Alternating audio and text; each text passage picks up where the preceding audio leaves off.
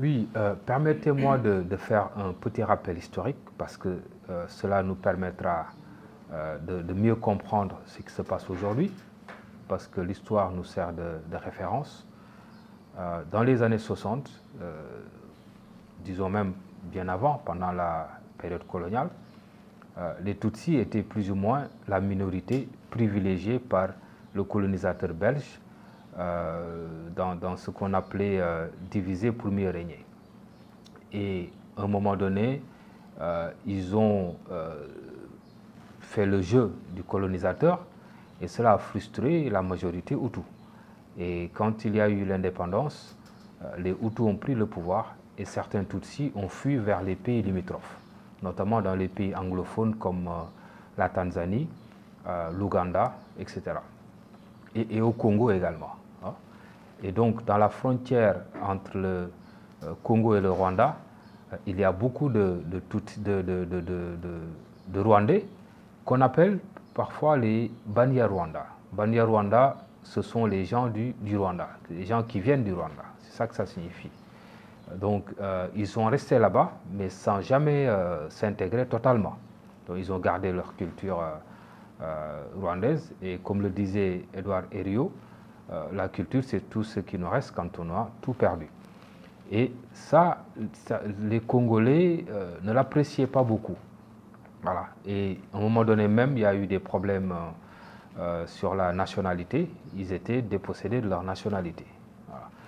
Et quand il y a eu le génocide rwandais, d'abord perpétré par les Hutus, et il y a eu un renversement de situation parce que les Tutsis, souvenez-vous, qui étaient partis dans les années 60 se réfugier dans les pays anglophones, notamment en Ouganda, sont revenus. C'est eux qui ont créé l'FPR, notamment Kagame. Et Kagame a appris l'art de la guerre aux côtés de Yoweri Museveni pour combattre le dictateur Idi Amin Dada.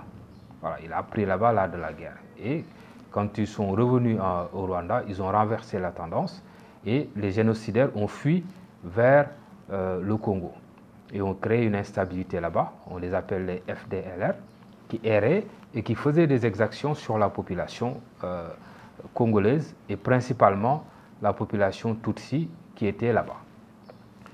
Et du coup, Laurent Kunda, qui était là-bas, qui avait créé un mouvement qui était déjà dans les factions rebelles, RCD, etc., a été brassé à la fin de la guerre, en 2002, quand il y a eu la signature des accords, a été brassé dans l'armée, avec le grade de général.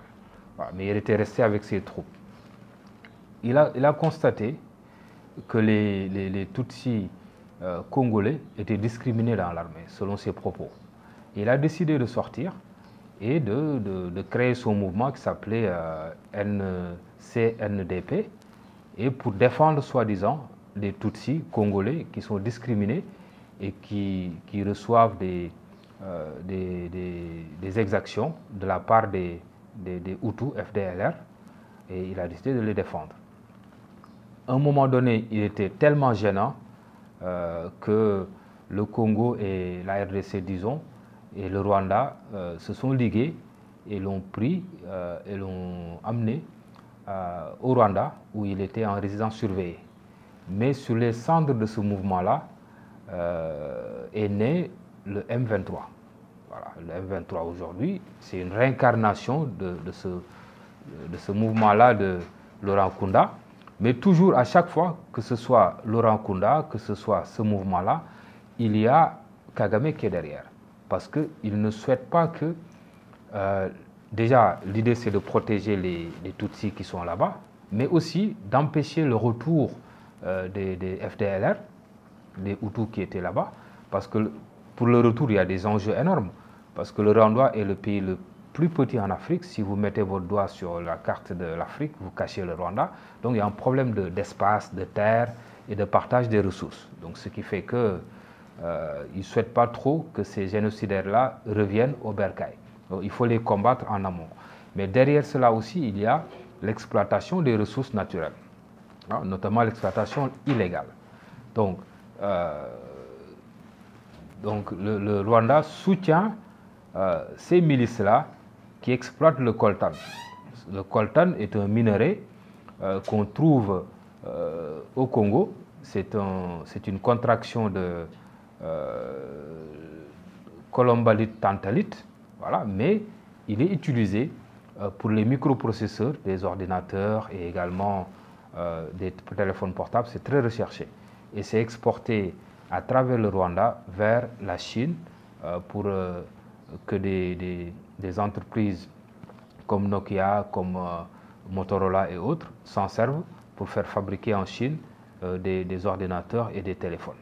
Voilà, donc, et quand c'est l'argent payé par ces multinationales alimente la guerre. Voilà, c'est un combustible parce que ça permet à ces milices-là d'être davantage riches et de recruter, notamment des enfants également, pour aller conquérir d'autres terres et les exploiter et revendre le minerai. Et donc vous voyez que la boucle, ça continue, hein, la guerre continue par ce biais-là. Et tout cela est entretenu par Kagame qui les soutient. Il y a une affinité. Voilà. C'est difficile des fois à prouver, mais l'ONU a publié des rapports où elle a carrément pointé du doigt Paul Kagame qui soutenait ces milices-là. Voilà. Donc si aujourd'hui Kagame voulait que la guerre s'arrête, c'est possible.